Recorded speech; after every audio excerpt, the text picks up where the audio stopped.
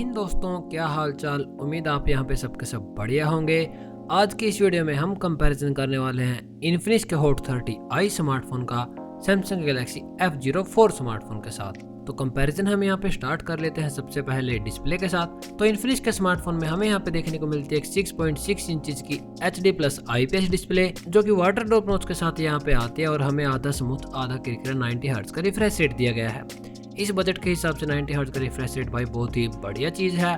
और peak brightness की बात करें तो हमें यहाँ पे पूरे 500 निट्स की पीक ब्राइटनेस दी गई है। दूसरी ओर सैमसंग के स्मार्टफोन में भाई आपको सिर्फ खाली डिस्प्ले देखने को मिलेगी, जो कि एक 6.5 इंचज की HD+ IPS डिस्प्ले। यहाँ पे हमें सिर्फ एक नॉर्मल सा किरकिरा 60 हर्ट्ज का रिफ्रेश रेट दिया गया है और पीक ब्राइटनेस की बात करें तो सिर्फ 400 निट्स की पीक ब्राइटनेस दी गई है। तो ओवरऑल कंटेंट वॉचिंग की बात करें तो आपको डेफिनेटली आंख बंद करके 90 हर्ट्ज के रिफ्रेश रेट के लिए इन्फिनिक्स के स्मार्टफोन को ही चूज करना चाहिए। आगे हम यहाँ पे बात कर लेते हैं चिपसेट की, यानी कि परफॉर्मेंस की।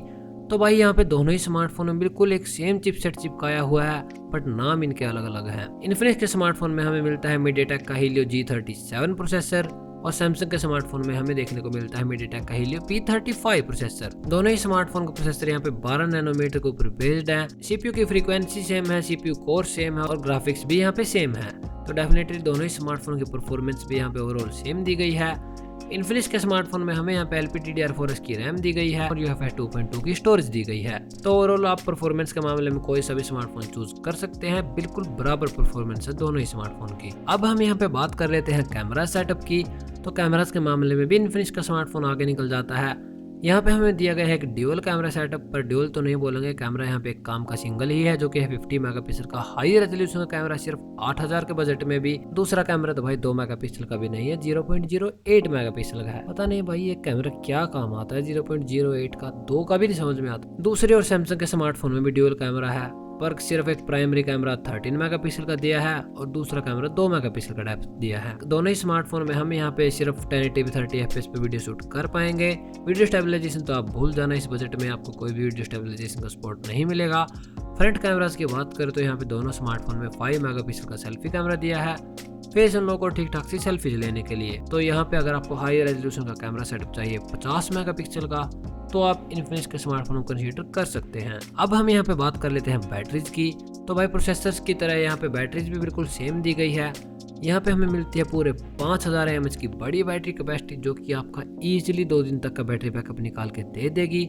और जब फास्ट चार्जिंग की यहाँ पे बात आती है तो फास्ट चार्जिंग का नाम ही नहीं आता। यहाँ पे सिर्फ आपको 10 वोट की चार्जिंग का सपोर्ट मिल जाएगा, जो कि भाई आपको 10 साल पहले भी मिल जाता था, बट यहाँ पे हमें कम से कम Type-C का सपोर्ट मिल जाता है। तो बैटरी के मामले में भी आप कोई सा स्मार्टफोन चूज कर सकते हैं। नेटवर्क एंड कनेक्टिविटी की बात करें तो दोनों ही स्मार्टफोन में आपको ड्यूअल सिम 4G VoLTE का सपोर्ट मिल जाएगा। दोनों ही स्मार्टफोन में हमें यहाँ पे Wi-Fi 5 Bluetooth 5.1 का सपोर्ट मिल जाता है। मल्टीमीडिया के सपोर्ट के लिए 3.5mm का ऑडियो जैक और एक सिंगल स्पीकर का सेटअप आपको मिल जाएगा। दोनों ही स्मार्टफोन यहाँ पे out of the box Android 12 के सपोर्ट के साथ में आते हैं, बट सिक्योरिटी के लिए इन्फिनिक्स वालों ने एक बढ़िया काम किया है, क्योंकि इन्होंने एक साइड माउंटेड फिंगरप्रिंट स्कैनर दिया गया है, जबकि आपको सैमसंग के स्मार्टफोन में सिर्फ पिन पैटर्न और फेस अनलॉक लगाकर काम चलाना पड़ेगा। और अब हम यहाँ पे बात कर लेते हैं दोनों स्मार्टफोन के प्राइसेस की। तो इन्फिनिक्स के स्मार्टफोन का बेस वेरिएंट 4GB रैम और 64GB स्टोरेज के साथ यहाँ पे आता है 7500 रुपए का। दूसरी ओर सैमसंग के स्मार्टफोन का बेस वेरिएंट 4GB की रैम और सेम 64GB स्टोरेज के साथ यहाँ पे आता है 6500 रुपए का। और एंड में अगर हम यहाँ पे दोनों स्मार्टफोन के ओवरऑल डिफरेंसेस और वैल्यू फॉर मनी की बात करें, तो मैं तो आपको यही रिकमेंड करूंगा कि आप 1000 रुपए एक्स्ट्रा लगाकर इन्फिनिक्स के स्मार्टफोन को ही चूज करें, क्योंकि इस स्मार्टफोन में हमें यहाँ पे डिस्प्ले में 90 हर्ट्ज का रिफ्रेश रेट, एक हायर रेजोल्यूशन का 50 मेगापिक्सल का कैमरा और सिक्योरिटी के लिए फिंगरप्रिंट सेंसर का सपोर्ट मिल जाता है। जबकि दूसरे और सैमसंग के स्मार्टफोन में हमें कोई भी एक्स्ट्रा फीचर्स नहीं मिलेगा। आप यहाँ पे सिर्फ अपने 1000 रुपए बचाएंगे। तो दोस्तों बस यही थे मेरे कुछ ऑनेस्ट ओपिनियन इन दोनों स्मार्टफोन के बारे में। अगर आपका कोई भी क्वेश्चन है तो आप कमेंट से पूछ सकते हैं। मिलते हैं दोस्तों नेक्स्ट वीडियो में। इस वीडियो में इतना ही। Bye bye.